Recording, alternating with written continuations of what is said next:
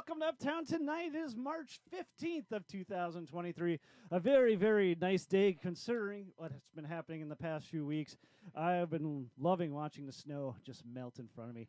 I have absolutely no problems with that whatsoever. But I am your host, Mr. Wayne Stollenfacher, or Discount Tom Cruise, or Tom Brady. Some other people call me some other weird stuff like Steve Jobs and all that. I don't know where they come up with this stuff, but whatever else.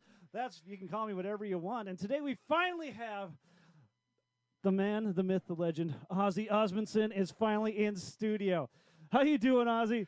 Pretty good, Wade. Thank you. Oh, man. It's been, I think, around a month we've been fighting this to get you in here, and it's none of anyone's fault. Actually, just Mother Nature.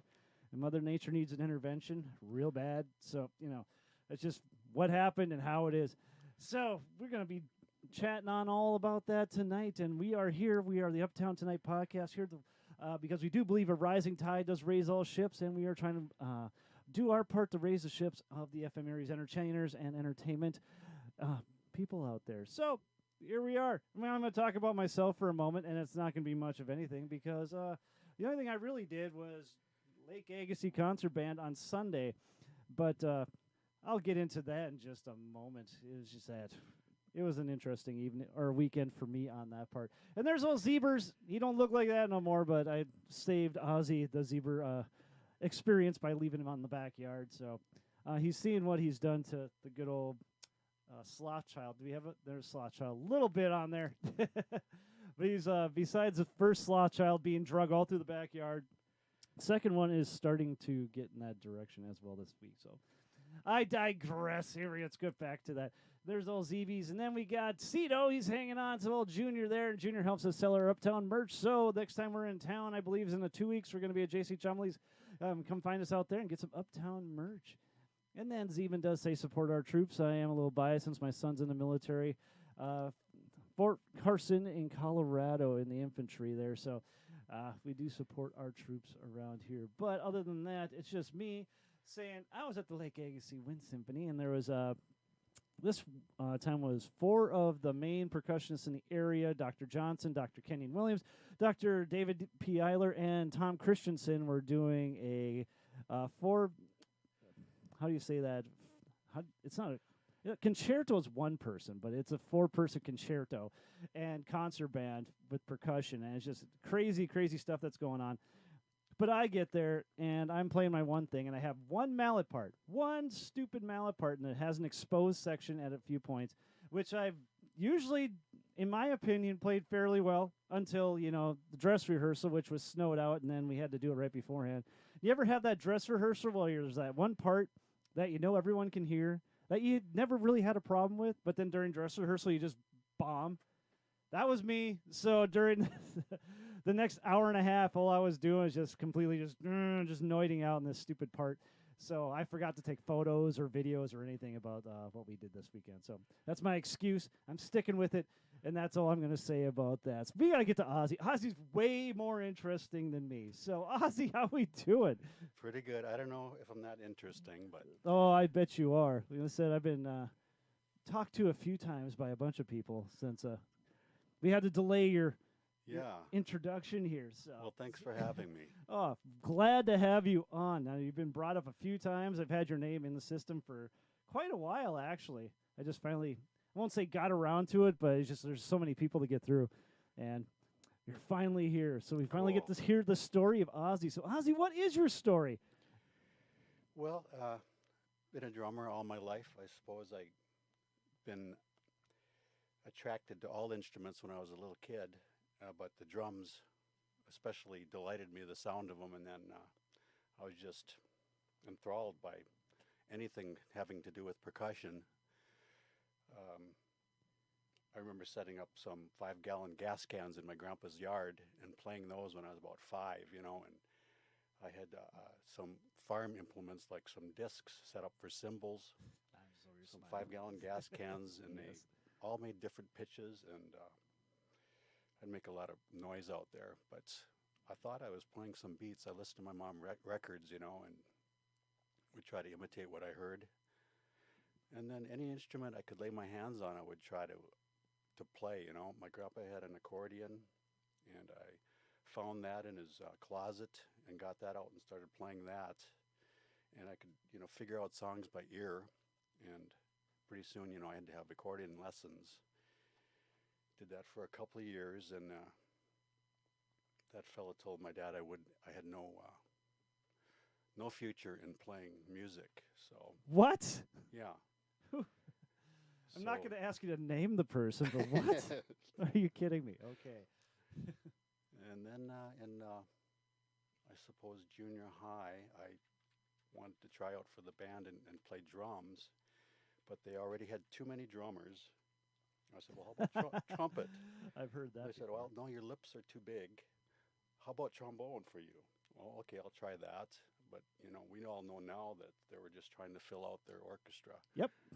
each position, So I played the trombone for about a year and then gave that up. And by that time, I think I was 12 and I got a drum set. So where did all this happen now? Like what? I was from a little town in North Dakota called Dwight. Dwight. Yeah. Dwight, North Dakota. How far is that away? I've always seen a sign. It's about 45 miles south of here, down Old 81. Oh, yeah. Close to Wahpeton. That's where I Gotcha. went to high school in Wahpeton. So it was somebody in Wahpeton that was trying to discourage you. Yes. Well, I'm not trying to set you up. But it's just like, I don't understand people like that. It's like, yeah, it's too bad. why would you tell someone that they can't do music? 'Cause Well, there's so many different avenues and so many different ways that you can push this around. I just I know. shake Well, my head. It's too bad because I did enjoy playing the accordion. I still have a small concertina that I like to play at home. So, Nice. yeah. And the fella, he taught guitar lessons too. I always thought, boy, I wouldn't mind playing the electric guitar. He had him in his studio. But, of course, playing my grandpa's accordion, that was the way we went. So, Well, hey, that's like the only thing that I know about my family is I'm kind of like the black sheep. There's no real musicians in my family, other than I think my first cousins went to Concordia for music something on clarinet, and they lasted about a year. I'm speculating here. If I get that a little bit wrong, it's something. But there was one of our uncles or something, cousins that played the accordion, just did polka stuff for years and years and years. So that's the only thing I know about my family, at least. So there's high respect for the accordion around here. yeah. And then you also went to Texas State. Yep, University of North Texas. Yeah, some fantastic musicians out of there, of course. Oh God, it was Some of awesome. the best. I love that place. But I got a drum set when I was about 12, and then by the time I was 13, I was playing in a band already and earning money. What? Yeah, I got paid. How do you people do that? I got paid when I was 13 for my first teen dance. So Well, that's awesome. How do you Yeah. get from accordion and then trombone? Were you actually playing trombone in the band at the time, or no, was that just something that was I suggested? just went to lessons for one season, and then I gave it up. Oh, okay. And my dad sold the trombone Makes sense. because I was really looking to get a set of drums. So how did that set of drums, produce itself? Well, I Was it- worked for my dad. He was a beekeeper. I earned some money and purchased this set from a fellow in Fargo. His name was Art, nicknamed Aardvark, and I can't remember his last name, but Nice. back in the late 60s, early 70s, he was the drummer for a Fargo band called Stonehenge. And I got this cool set of red, white, and blue sparkle Ludwigs, Oh, Dynasonic snare. yes. I got a Dynasonic next room. Oh, those are good sounding snares. God, they are, yes. So I I don't didn't dare know how bring it great out it anymore. I didn't know how great it was until now. I mean, until I got much older and realized that was a gem. Yes. And I Brass suppose shell. those drums are long gone. They are. Just like my first drum set, a Script Badge Rogers. I can't remember. I think it was like a holiday series. I might be making that up right now. And yeah, but they were old. They were Rogers. What the heck is that? My friends all got these Yamahas and Pearls. Yeah. So I traded it in for $50. Oh, $50 with the matching snare. Yep. cool. Yeah. Uh-huh. They all have those regrets. Exactly. Yeah, those Ludwig red, white, and blue sparkle. They'd be great to have now. I know Oh. a couple of guys that still have them. Do you know where they're at? Is that I what you're do. saying? Oh man, Yeah. so they're still. They're still around. Yes. Okay. There is hope out there. How much did you pick those up for then? You remember? That set was about $400. Woo! It was a lot back then. Yeah. Really a lot. That'd be like a couple thousand now. No kidding. You know? You can pick up almost a complete setup now for I mean, 400. I know it was like 1972. And that fella, he bought a set of Rogers. Of course. Yeah. Yes. I'm still looking for my Roger script badge. I'll find it. I'll find it again some point. Yeah, the Dynasonics a killer. Oh, it's so loud. Yeah, it is loud. It's so loud. Records really well. I've never tried that. It's had it in the basement. I tuned it up, and I've used it on the set down here, but that's as far as I went. I just detuned it. He's on the rack. Yep. Just one of them trailer, what do they call those? Trailer princesses. That's basically what it is.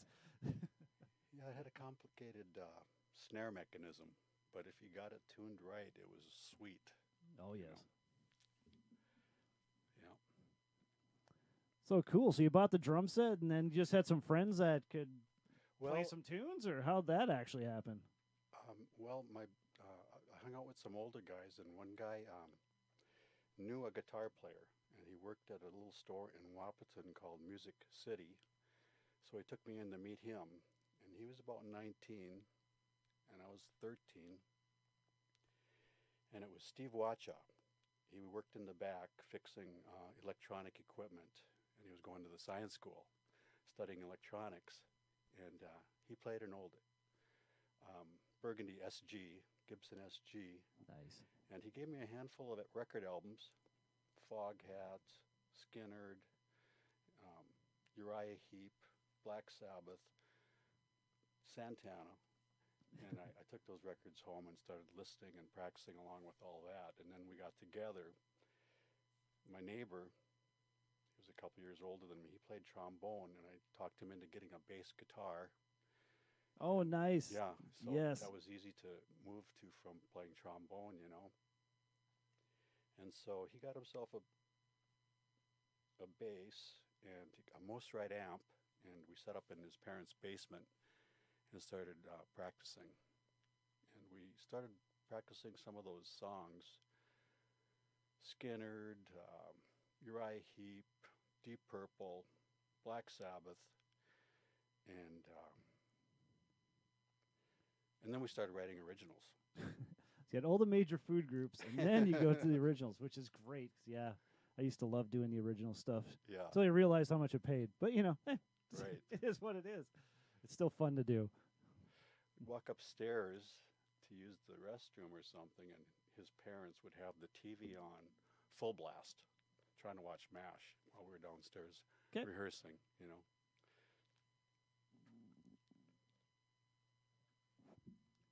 So it was kind of funny memory. That was my whole thing. Is my dad worked at nights, so basically it was kind of tricky. So we had the house with the loud stuff in it, so we had amps and all that crap over here all the time. But just trying to find that time where he can sit there and make a whole ton of noise when no one's ever going to get mad.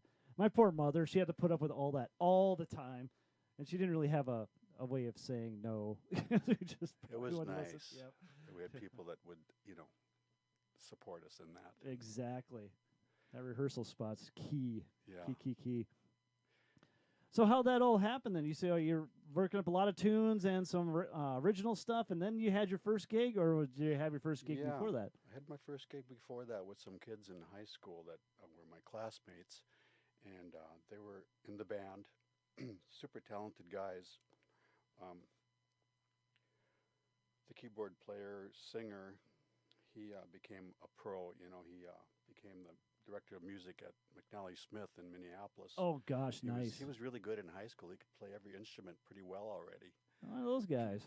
Yeah, could play the drums well, could play the piano well, could sing really well, could play trumpet, and, bass, and so the science teacher would let us rehearse in the science room. So we put together some songs, and then we went and played at another school in Wapaton for their assembly, Oh. and they paid us. You remember how much you got paid the first time? The whole band, $25. Yeah. It hasn't changed at all. I'm kidding. Not much. Not much at all. Oh, it's that first paycheck, though. You're just like, whoa, Yeah. I can make money doing this stuff? Oh, this is cool. Yeah. So is that where the hook set in, or is the hook was always there? The hook was always there. You're just going to go. You just can't Yep. not do it. Yeah, gotcha. But anyway, that keyboard player, Jay Fuchs, by the time I was a junior in high school, I joined the band because they just needed a drummer, and their main drummers were graduating. So one of the guys, a buddy of mine, told the band director that here's your next drummer. So I went in and became the drummer and started playing the snare and the parade band, the marching band, the jazz band, and the pep band.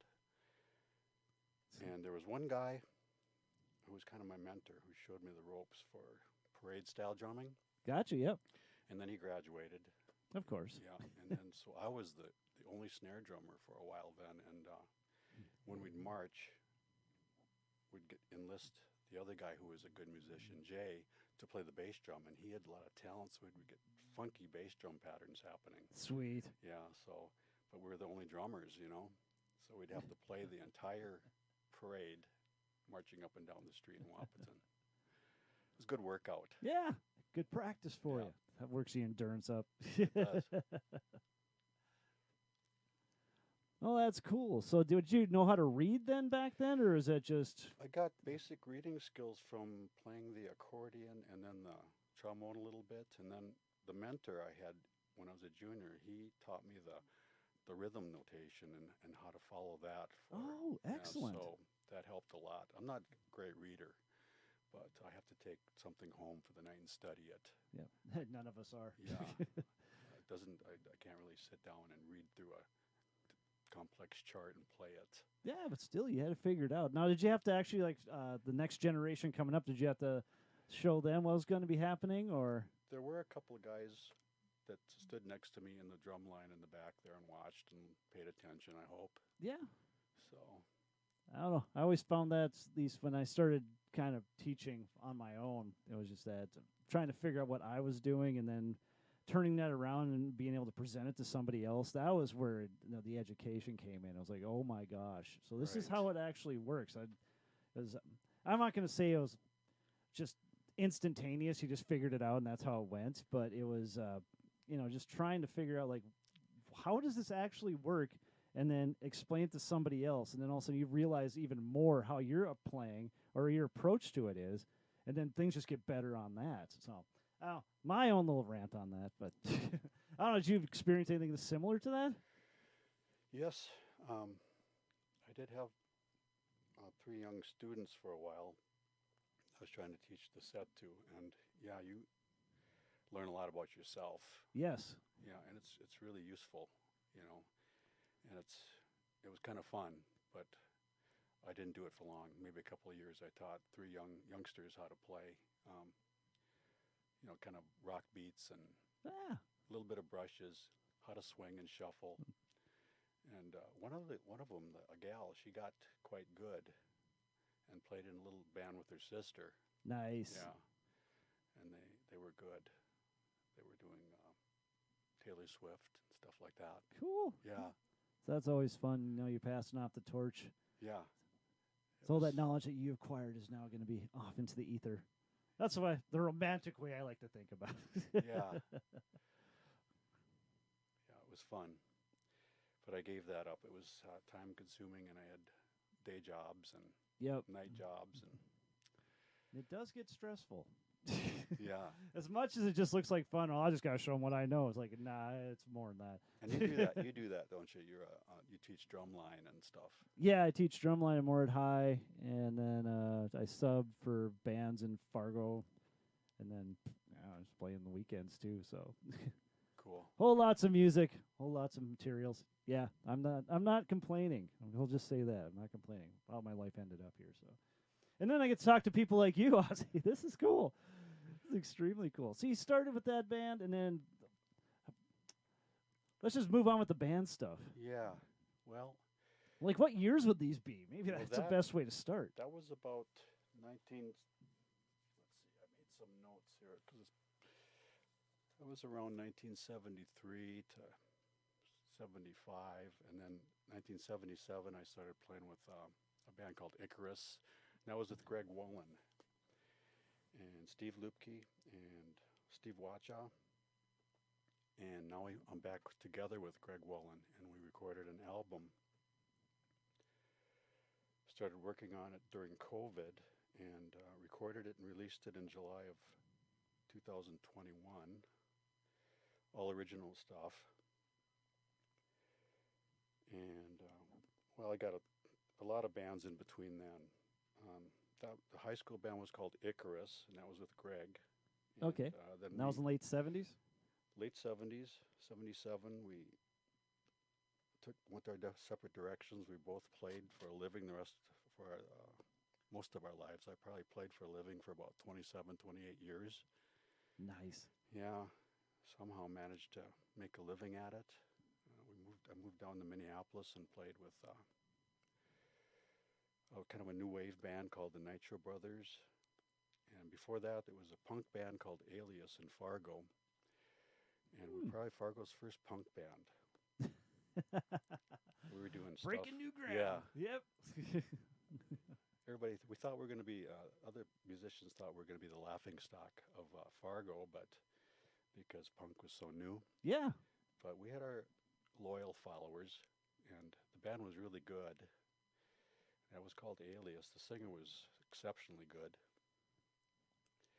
His name was Mike Forrester, and he, great singer, but sometimes his vocals were overshadowed by his theatrics and his acrobatics, because he would do backflips on stage and jump around. Dude. Yeah. How come we don't see that anymore? Man, what is it? I know. Entertainment part of it, yeah. And then that band folded, and Mike joined the Nitro Brothers, and he managed to get me into that band several months later. Oh, good. So I played with References. them for several months, or a few years. We recorded a couple of albums on vinyl. First a single, then a full-length album, and then an EP on vinyl of original stuff. Played all over the Midwest. A lot of gigs in Fargo over the years, and That's cool. Enjoyed some regional success. And then Was this all originals then, No, or was it lot a of mixture? covers. Okay, 80s covers. gotcha. Yeah, and we'd mix in some of our originals. Occasionally play an original set somewhere, in Minneapolis. We'd do a set of originals, Yeah, or where they appreciate you, yes. sprinkle a few in our 80s show, and that band was really fun.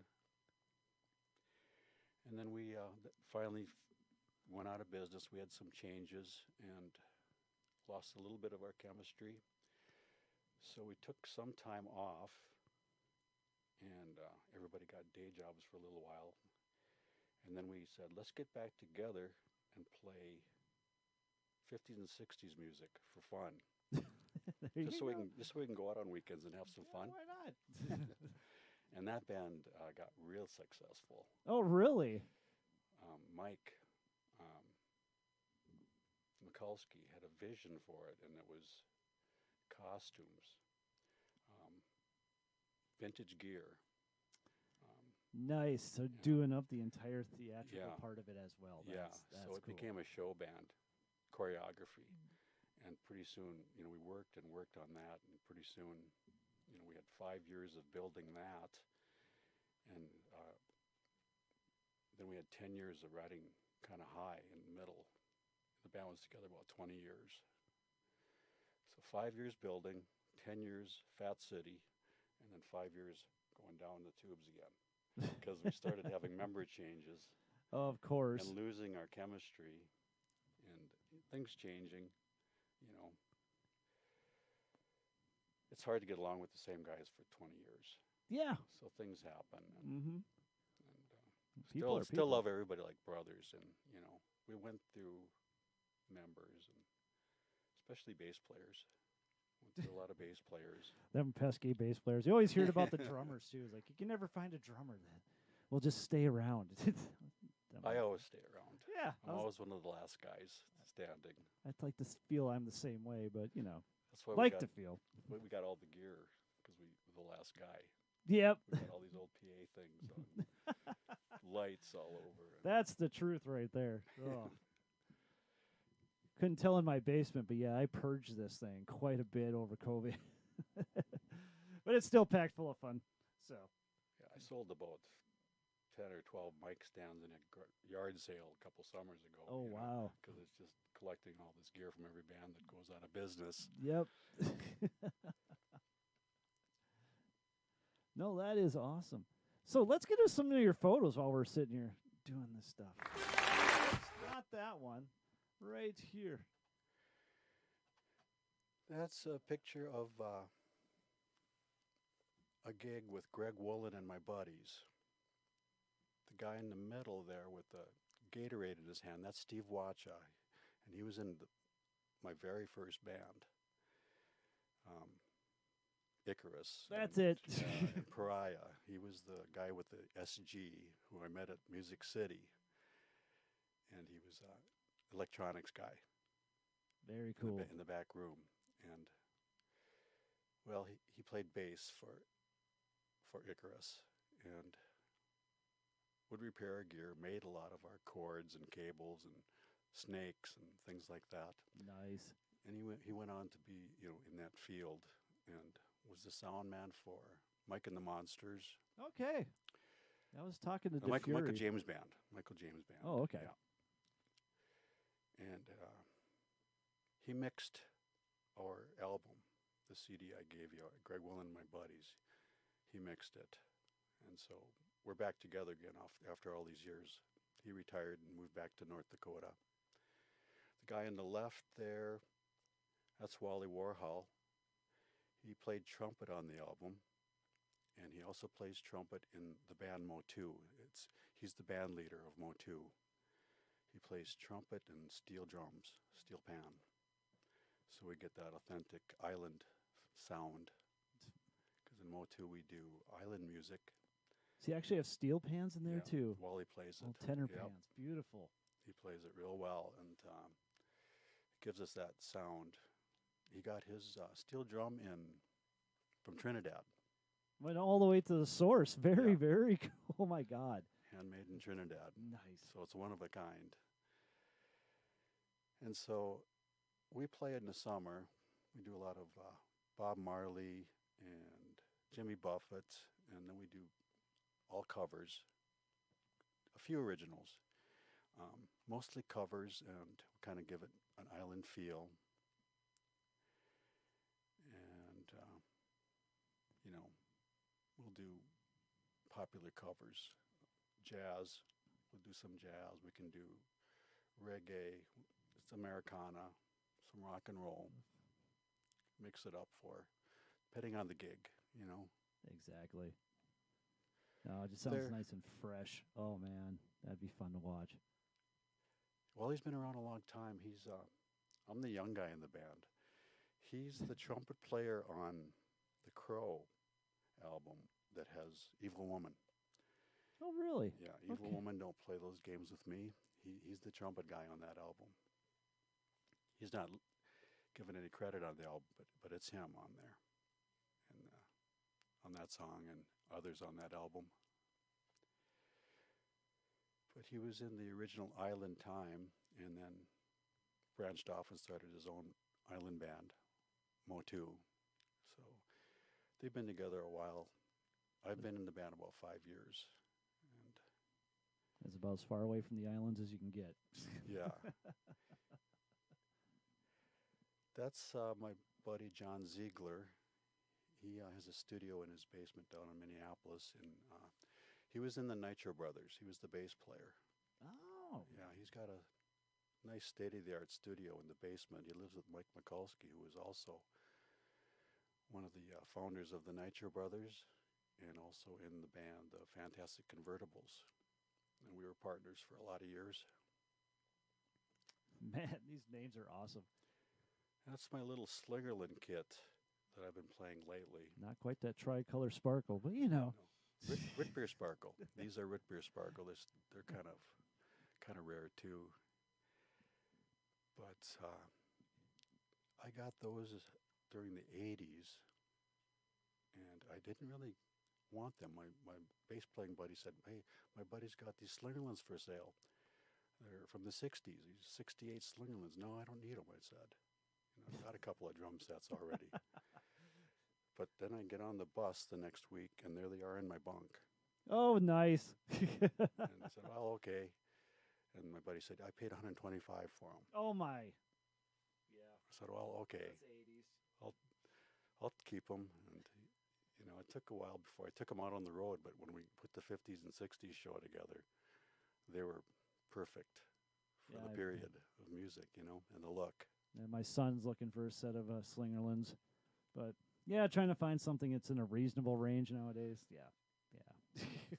We're still looking. Yeah, $125. Awesome. There's Nitro. Yeah, there's a couple of our slabs of vinyl there. Let's see, can I figure out which one's you? Lower right. Yep. Yes. That was a pure conjecture. I was just guessing. And we were wearing Nitro glasses. Those were a big fan favorite. We'd pass them out at gigs. People would be wearing them around the gig and nice. Acting funny, Exactly. Oh, it's pure 80s right there. Yep. Loving it. That's Al, our bass player from Motu. He's holding down the low end. He also plays the 6-string on some songs. So he's versatile. He sings. He joined up with us a couple years ago and adds a lot because we were playing as a trio with no bass player. Oh, wow. So he brings a lot to the band. Yeah.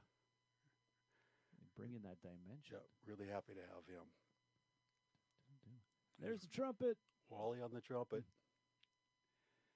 He's got a couple of trumpets and a flugelhorn. Some different tones. It must be in Lakes area. I'm just looking at the background, yeah. Yeah, it looks like it's at Beach Bums on Ottertail Lake. Oh. We've only ventured out of Ottertail County maybe once. Oh, really? All our gigs happen in Ottertail County. Unbelievable. Man, you're hoarding all that into one county. Okay. Would not Ozzy, we need to talk. I wouldn't have believed it. We played every weekend from April till mid-October in Ottertail County. You would never guess there'd be that many gigs around. Yeah. I'm kind of astonished by that myself. Just like I can't believe it. But still, that's to say something about the product you're putting out. We'll just say that. I guess so. I don't know. I'd say 30% of the gigs are within 10 minutes of my house. Man. Ridiculous. Yeah, now I'm just getting jealous. It's too good. That would be nice. Oh, wow. Is this the same gig then, or is it? Yes, it's at Beach Bums on Ottertail Lake. We play there probably 5 or 6 times every summer out on their patio. It's just a great place to meet up with friends and family and eat out on the patio. Nice view of the lake. Good food there. Oh, wow. Yeah. Been rained out a couple of times, but there's good entertainment indoors, too. We play usually 5 in the afternoon till 8 at night, and then the band on the inside the bar plays at 9. So we're kind of spoiled, too, at our old age. We just do early gigs. We don't go out late anymore. I hear about those gigs, yeah. Oh, we're done around 10 o'clock, 11. No. That works for me. We're just getting going usually at that point. That's our keyboard player, Dave Strom. He sings well and plays well. He used to be a music teacher where my daughter went to high school at Hillcrest. Okay. And we teach the choir as well. My daughter was in the choir. Anyway, Dave was in the band room playing Lady Madonna on the piano. And my daughter was the only one who knew what that song was and who did it. Because she grew up with the oldies. just a good father, I think. Yeah, he just became a grandpa. So welcome to the club. Nice. That's Life Smiles Dental. That's where I work during the day. Oh, okay. Yep. Top-notch professional crew there. Really good team. So the shout out to Life Smiles out there. Right on. Yes. Great place to work. There's one of the first bands I was in out of high school. That's Argus. I've made part of my career has been replacing Steve Grendall. I've followed him around and replaced him in bands. Steve Grendall was the original drummer for Argus. And then he went and joined up with Hot Shot here in Fargo, which was the Rough Rider band, and then became the News. I've heard the news. Yeah, that was Steve Grendall on the drums.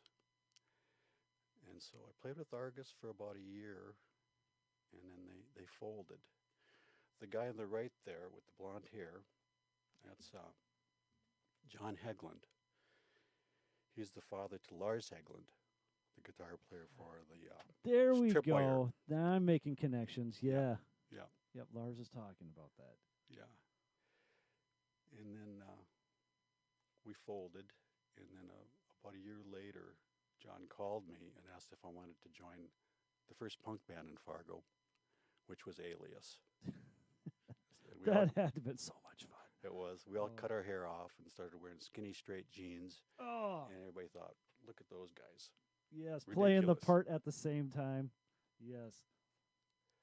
That was a fun band. We did all the new new punk rock from England that nobody had heard yet, which included the Clash, the Police, the Only Ones, the Undertones. We did some American stuff, the Ramones. You know, That is just awesome. Have you seen the movie SLC Punk yet? Then? I know. Oh, you're gonna want to check that out. Yeah, it's a B movie, but it's so well written. You'll love it. You'll love Wow. it. But yeah, it's about the punk scene from back then.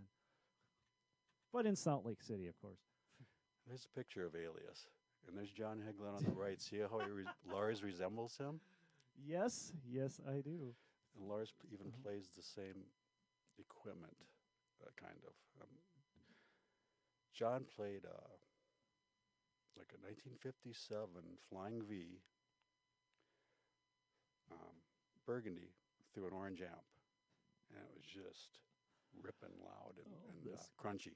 vintage gear. Oh, stop getting in gear. Okay. And I've seen Lars playing a Flying V, so Yes. chip off the old block. And there's my son I'm a Zildjian guy. He wants to go full Sabian. I'm Oh. a Pearl Gretsch guy. No, he's Slingerland. He just tries to go the opposite direction. And he is a drummer, though. Yeah, but I don't know what to say about that. I'll just let that be. I'll play anything they set in front of me, you know. Yep. There I'm playing with the Coolers. That's at Specs. Oh, yeah. Those are some 70s Ludwigs. And I used to have a really big set of those. Two bass drums, 4 mounted toms, 2 floors. And I was following Carmine Appice. And imitating Is that how him. you say his last name? I've been saying it wrong forever. I've heard it both ways. Appice. Yeah, I always say Appice. Appice. I've heard it both ways. I studied out of his book forever, and I still use it to this day to help other drummers get going. But I yeah. borrowed a lot from him. You know, I love his drumming. It's perfect on those on the old stuff. It's just Beck, Bogert, and Appice. Even early stuff with Rod Stewart. Yeah. Killer. Just love it. Oh. But I sold half the set when I was broke. And now all I've got is that plus one gigantic floor tom, 20-inch. You got a 20-inch floor. Nice. That is awesome. I got my Giganto kit in the next room, which is most of it's still in the cases. But yeah, same kind of idea. I don't have a 20-inch floor. I got a 16 and a 18. Yeah, But yeah, it's 10-piece so big. pearl maple. Yeah, Ooh. they're just stupid. They take up too much real estate. Yeah, there's never anywhere you can play it. It's Yep. just like Specs there. Little Tom. No way. I'm almost off the front of the stage as it is. Yep. Yeah.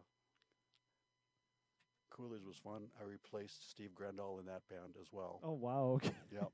Still following him to this day. The legacy continues. And there is T. Roy Anderson with Ben Ranson on guitar, holding the guitar, T. Roy in the middle. And that was a killer blues trio. He was the real Mississippi Delta blues kind of guy. Played with slide, and that guitar that Ben is holding is an old National resonator. Sweet pawn shop find. And T. Roy did a lot of originals, mostly originals, and then really old blues covers. Plus, he'd covered Neil Young, Bob Dylan, and one other artist. Just passed away during COVID. His name escapes me at the moment, but my memory is shot at the end of the day after working all day. Understood. Completely understood. But no, definitely lots of good blues stuff going on. So you played along with them? Yeah. T. Roy was playing in Fergus at a little bar across the street from my house, and I walked over there, and he was playing by himself. And he had met me at O'Kelly's one day on New Year's Eve day. Oh. He introduced himself, and so when he came to Fergus, I had to go see him, and he was playing blues by himself. He said, "You know, I could come over and play drums with you." He said, "Yeah, next time I come to town, bring him over." So I saw he was coming to town a few months later, and I pulled up in the alley, and he was there with Ben that time. And I said, "I got some drums along." All I brought was a snare, hi-hat, and a bass drum. That's all you need. He said, "Bring them in." And Ben was a bit hesitant because it's really loud in this little bar. Everything's really loud. Okay. But I came in and set him up. "Well, we got a drummer." And so he started warming up, and I started jamming along with him. And wow, I like the way you accompany me. So And he was cool with that. we were set to go. And that's how we met. Still proving yourself to this day. Yeah, I guess that Yeah. never ends.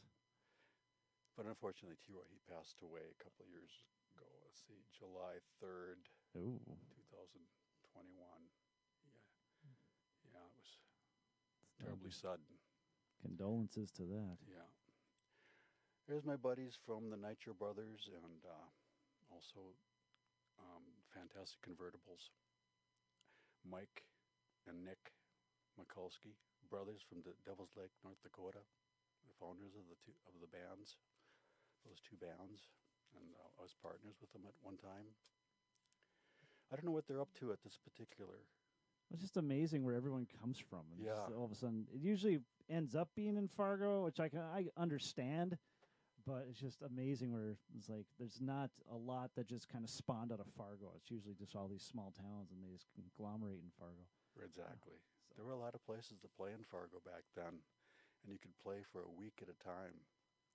That's what I hear all the time, and We just rotate around town from so one the next place. time I bring you in, I'm going to be asking a lot about those places. 'Cause I don't know why it just really intrigues me. Is like how Fargo could have that many venues that you could literally play all week long. Now, granted, there's social stances and everything else that's taken place in the past 40 years that's probably made that a little more difficult.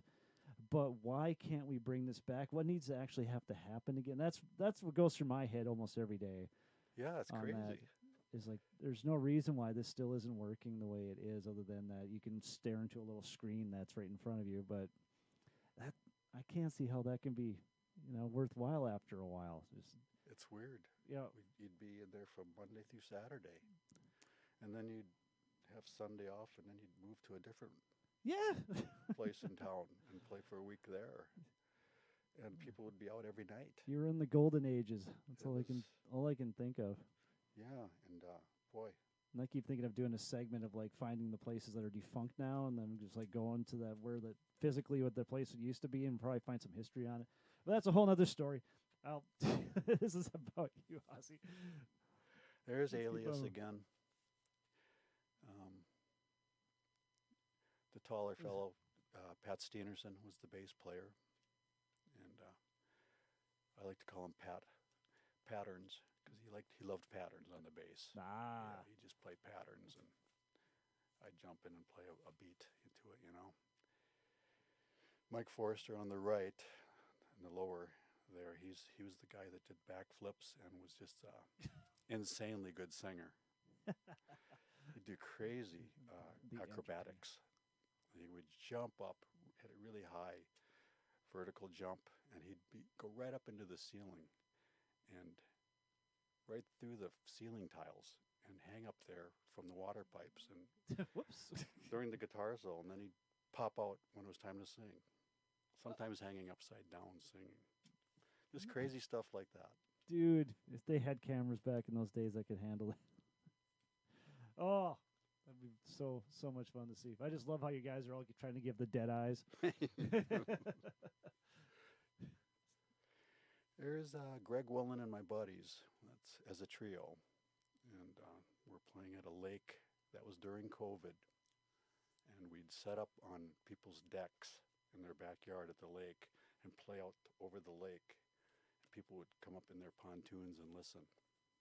That was during the masking and the 6-foot distancing time. All that so funness. there were no bands playing around it, but we figured out a way to go play for people.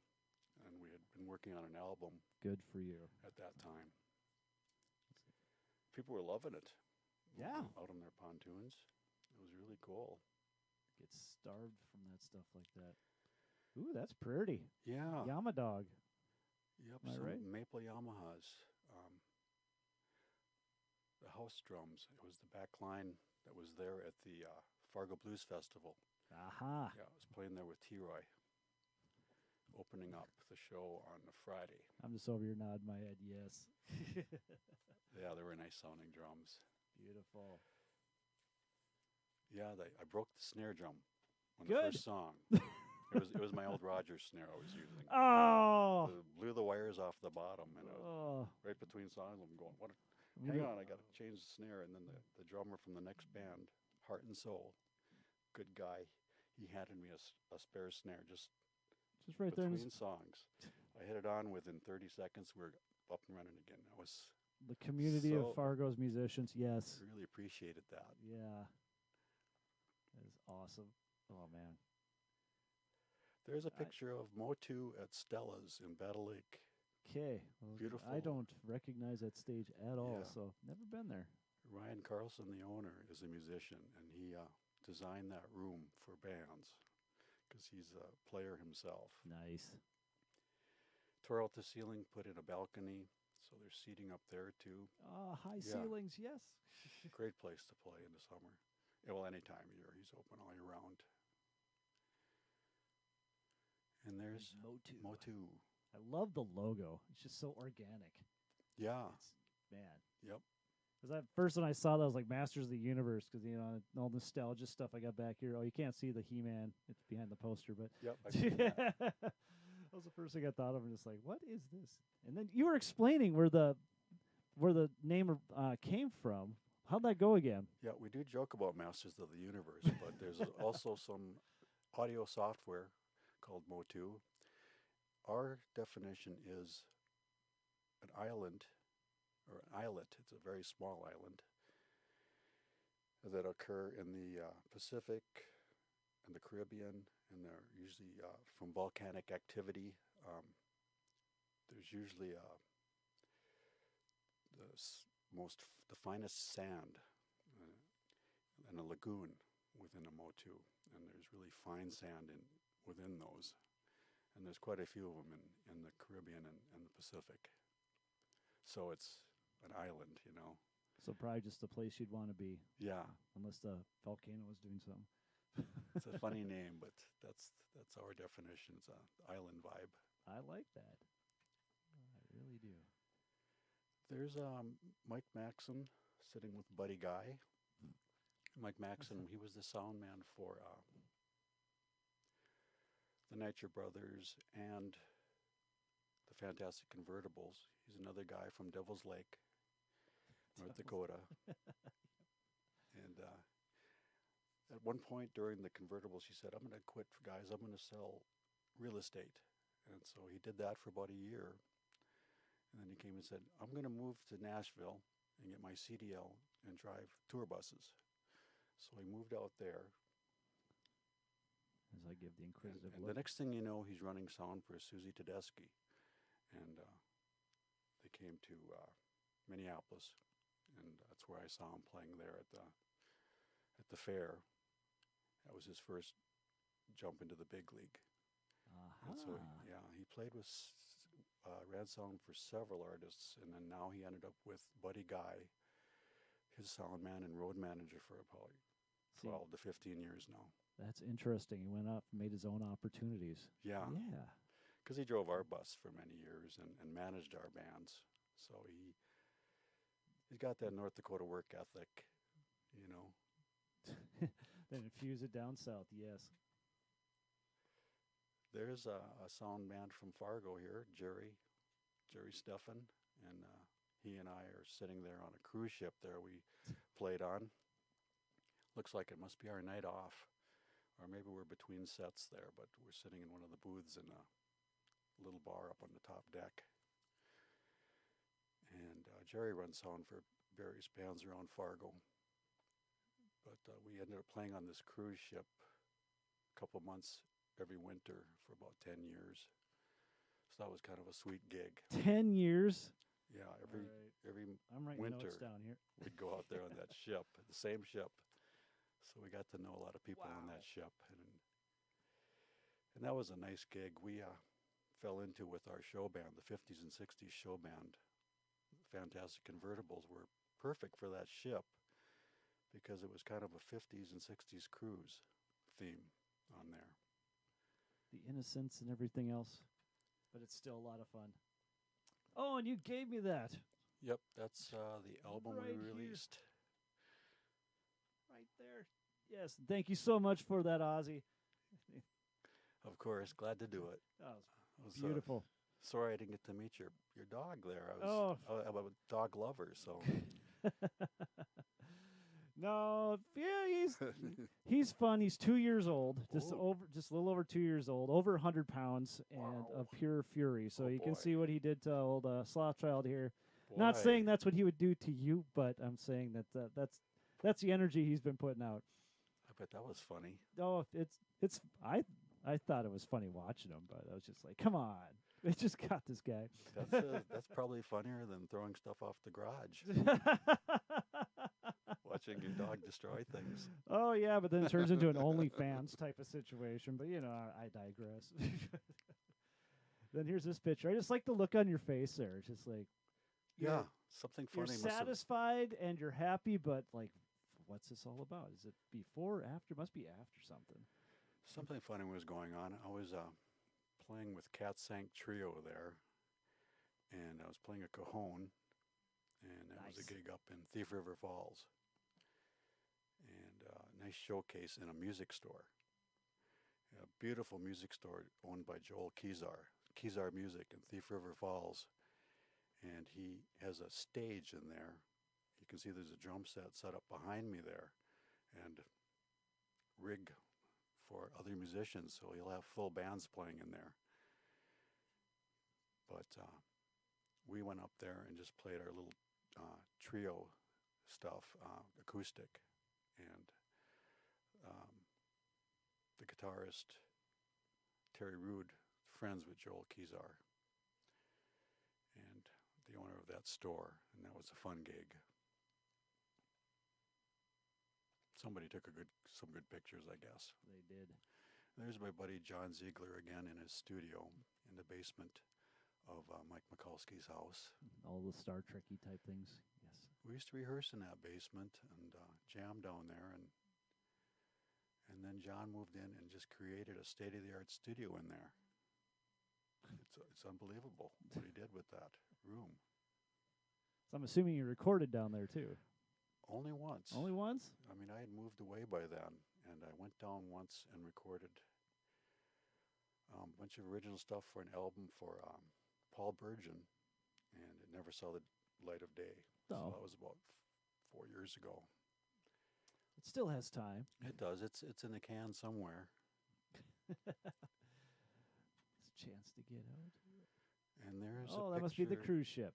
No, No? that is the Fantastic Convertibles. Ah, 50s and 60s show band, but right there is the back room My at the next Surf guess. Ballroom in Clear Lake, Iowa, where Buddy Holly played his last gig. oh, wow. And that's on that weekend, February 3rd, Oh, for their winter party. okay. And that's us probably finishing our set, scrambling into the back room so the next band can get up there. And it's probably Bobby V getting up there after us. Gotcha. Yep. And somebody was there to take a picture of us. Well, it looks like you're having fun. That's half the thing. There's on the left side of the screen, Greg Wolin, Mike Mikulski, me, and then Nick Mikulski. Mikulski brothers had come to Fergus Falls to give me a drum set. You know, it's funny, and when you get old, you struggle when you're young to buy drums. Now when you get old, you get them free all the time.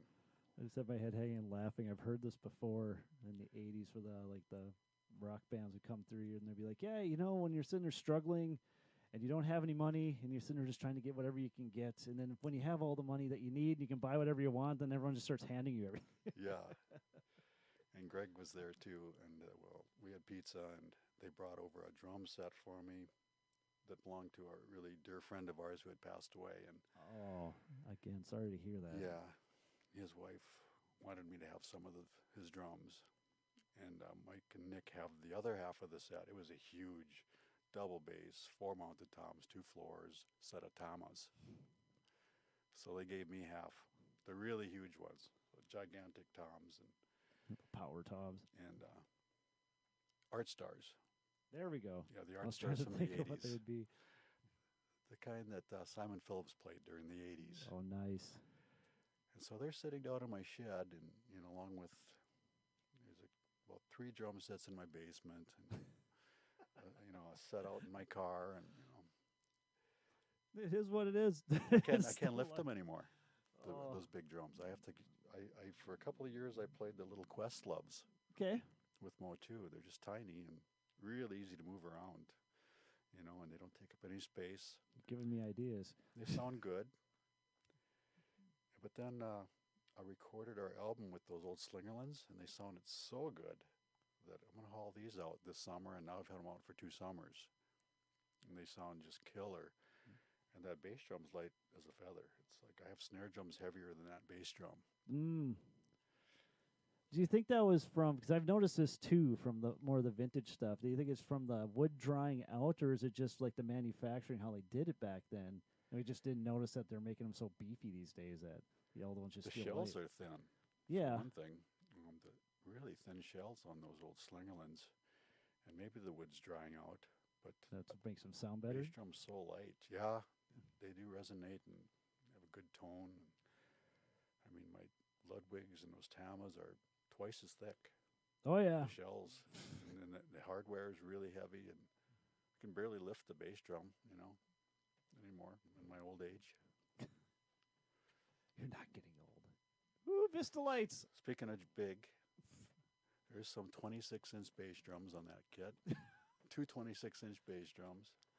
And That's the concert toms. Oh, that is awesome. Yeah, concert toms, no bottom heads, melodic toms. Yes. And that's like a 12 by 15 there. And I was probably 16 in that picture. We were playing a gig with very first band. Might have been Pariah or Icarus. Probably Icarus with Greg Willen on guitar and Steve Watcha on bass. And that's out at the Vott's Barn in Breckenridge. I still make that face. Yeah, that's the hot face. I love those drums. Geeking out in drums. Okay. Steve Watcha there, our sound man. What's that say? He's You're saying, good. you guys are good, but I wish I had some faders. Because that day, we were playing out over the lake to the pontooners. And when we were in Fergus, it was raining. And Steve had the big PA in his pickup. Oh. and they were going to get wet if we were going to drive there. We didn't dare just cover them with tarps because they'd probably get wet. They had a big board, didn't want that to get wet, so we took the little PA, the little tiny PA, like that little monitor in front of him is the PA, there's two of those. And so he didn't have faders, he didn't have his board, and it was just perfect. Had to turn the volume up and down. That's it. Turned out to be a perfect day when we got there to Lake Miltona. Oh, perfect. But, that's what happened, and we didn't want to ruin his gear, so we left the big PA at home. But he didn't have much to do, The board's on stage, and he'll walk up on stage a couple of times and turn a couple knobs and walk back out there and listen. Well, there you but go. It was fine. Doing his support. Hawaiian Delight. Spam with eggs. Right. See, I'm of Hawaiian heritage and Norwegian, but Spam gets such a bad rap. There's a folder for all your bad email called Spam. Yep. But I love Spam, as most Hawaiians do. Because, in World War II, they had a hard time getting meat in Hawaii. So they'd ship Spam over and feed the soldiers. Gotcha. And it had a long shelf life. So Hawaiians got really creative with Spam recipes. There's one of my favorites. Piece of toast, fry the Spam. Yes. On the toast, you put some butter and some apricot jelly or pineapple if you can find it. There's but the apricot secret. Works. And then an egg on top. It's just killer. Delightful flavor. There's something about the salt with the sweetness of the apricot jam. And you heard it here first. Yeah. I just want to get rid of that bad rap for Spam. Just fry it with some, your breakfast, because Hawaiians put it with everything. In fact, it's on the menu at the McDonald's. In Hawaii? Really? Yep. That's awesome. I know. Oh, my gosh. I never would have guessed that. Yeah. And there's Motu. That's our logo. And there's my family. My wife, Millie, my daughter, Ellie, my son-in-law, Jesse, and my grandson, Liam. Good-looking family. Yep, they all live in Minnesota then? Or in the area? Yep, they all live in the Fergus area. Gotcha. They live out of town a little ways. 10 miles out of town on a lake. On a lake. Yeah. All these lake people. Well, that's great. Okay, we are running overtime now, but there is so much we haven't even got into there, Ozzy. But I got to get to the weekly report. So, Cena, we miss you, man.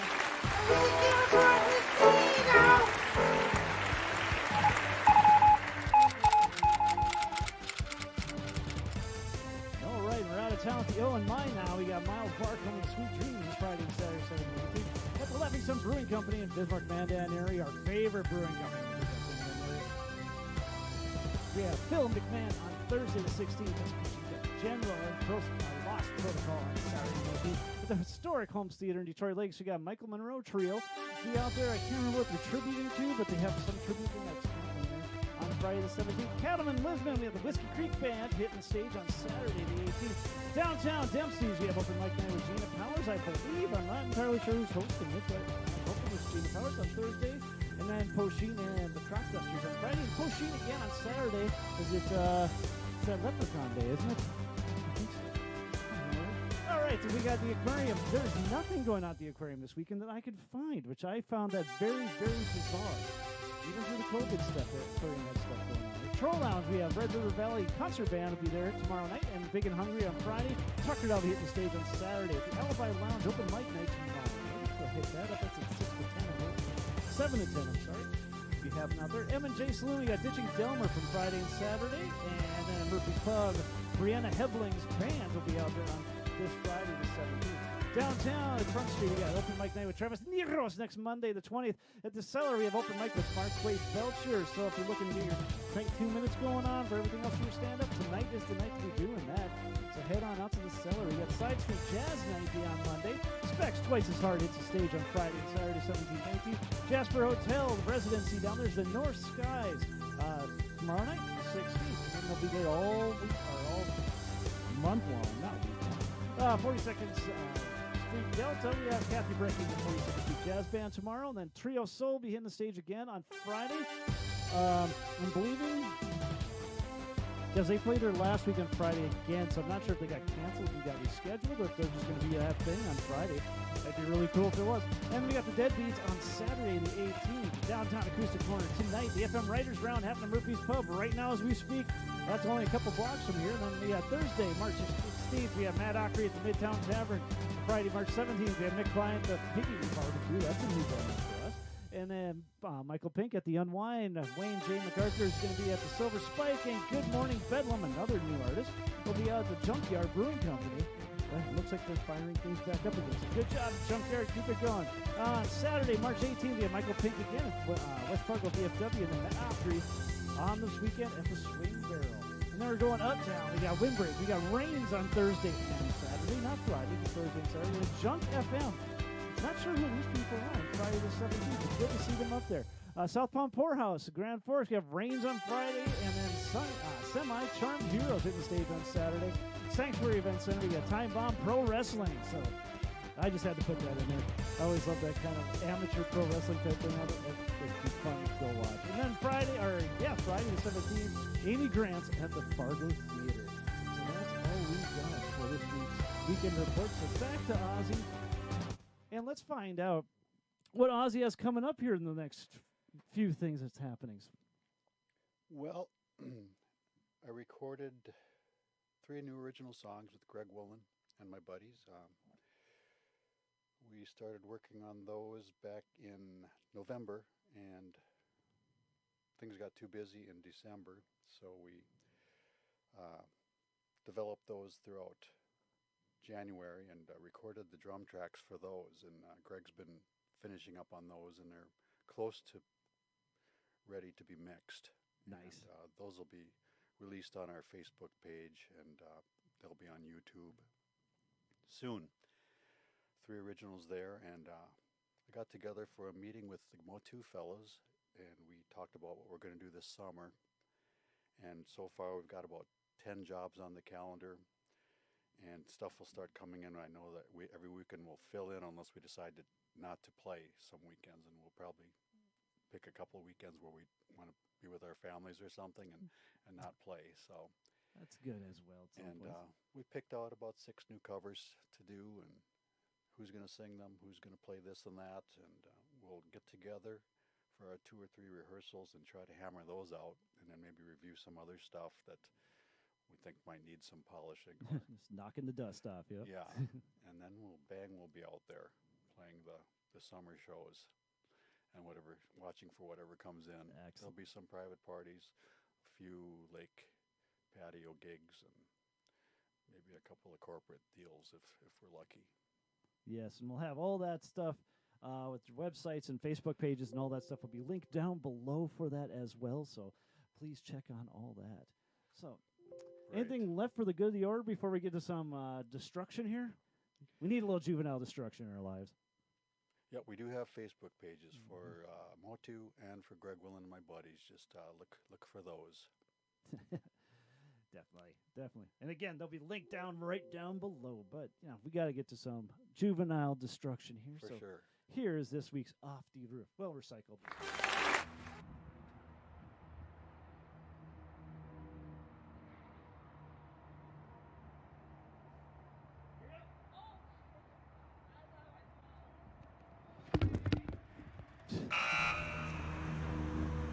These I do not know right now. I'm just pulling just random ones.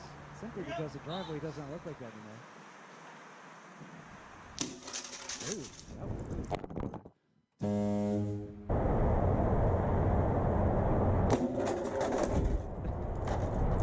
I know it is.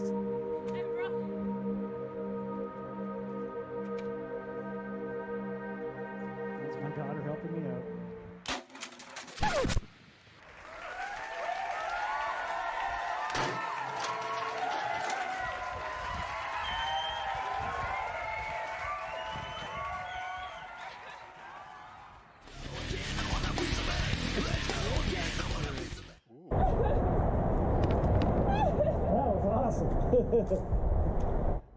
And there we go. Yeah. So you got to have a little juvenile destruction in your day. And that's ours for the week. So basically, the only thing I got left is that, we're going to be playing next week at J.C. Chumley's, I believe. I believe that's right. I might be wrong. So you might have to check that out down below at uptownbandfargo.com, or you can find Uptown Tonight Podcast from all the ticky-tacks up to the Instagrams and all that other fun stuff. You can find us there. Or you can, again, uptownbandfargo.com/podcast. You can find all the podcast stuff up that you need. But, it was great having you on, Ozzy. We're way over time. We got to bring you back on because I got a bunch of notes here of stuff that I want to dive into with you. Man, we haven't even touched and just glossed over the top of it. So thank you again for being on there, Ozzy. My pleasure, buddy. Yes. Thanks, Wade. Dude, that was great. Oh, man, that was really good. Really good. But remember from last week, too, we have Jeffrey Lackman, and we're looking to get him 100 likes on that one. If he gets 100 likes, he's coming back on. He's going to play us his Wild Little Bouquet song acoustically live on the air for all of us. So get back, watch that one, hit it a like, tell your friends, share it, do all that. Share this one for Ozzy, definitely, and get them out there. So, especially for Mo, too, You guys are only playing one county. Yeah. How that is... I don't know. It is like, I'm not going to say it's frustrating, but that someone like me actually has to come and search you out, which is kind of cool in its own little aspect. But it's nice being out in that lakes country, That is awesome. That is awesome. But there again, we have to cut this down and get on out of here. So remember, if your drummer's got more charisma than your front man, your band may be in trouble. But that's why my band's doing just fine. So until next time.